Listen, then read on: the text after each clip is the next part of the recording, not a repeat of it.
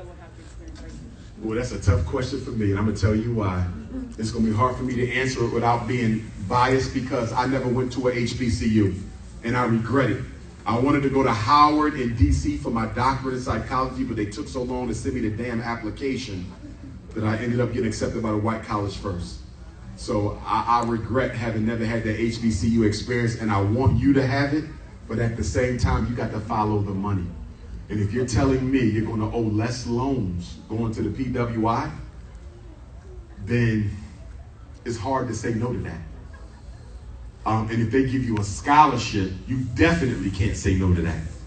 What I would do is, if you can go, if an HBCU gives you a partial scholarship, I think you do the HBCU. In other words, if you got to amass just a little bit more loan debt, then I would go with the HBCU. But if the PWI throws you an offer you can't refuse financially, then you go with the PWI. At the end of the day, you can't ignore the cost of college.